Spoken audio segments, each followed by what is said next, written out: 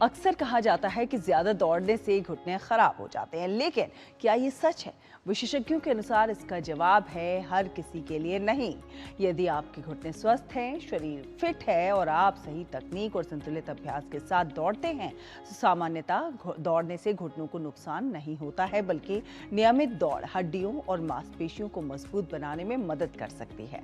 हालांकि यदि पहले से घुटनों में दर्द है, गठिया, लिगामेंट की चोट या फिर कोई अन्य समस्या है, तो बिना डॉक्टर या फिर फिजियोथेरेपिस्ट की सलाह के दौड़ना परेशानी बढ़ा सकता है।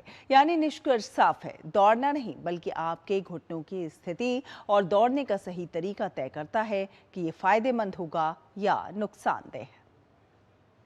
दौड़ने से घुटने खराब हो जाएंगे, तो ये बात बिल्कुल सही नहीं है। दौड़ने से घुटने खराब हो जाएंगे। अगर आप यंग आदमी हैं तो दौड़ना चाहिए। दौड़ने से आपके घुटने की मांसपेशियां मजबूत होती हैं, कार्टिलेज स्ट्रांग होते हैं, ज्वाइंट को न्यूट्रिशन मिलता है। अगर आप रेगुलर दौड़ रहे हैं तो ये एक कंट्रोल प्रेशर पड़ता है घुटने पे और इससे घुटना खराब नहीं होता है।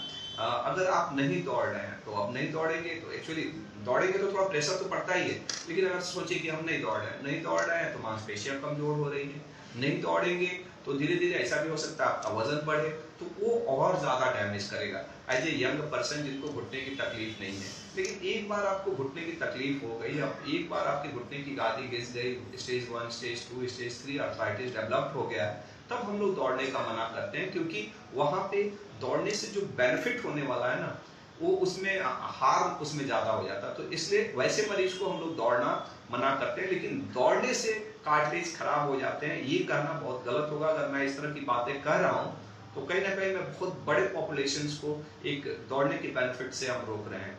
तो दौड़ना यूजफुल है अगर आप यंग आदमी हैं, आपके घुटने में कोई तकलीफ नहीं है, और ये घुटने के लिए भी यूजफुल है।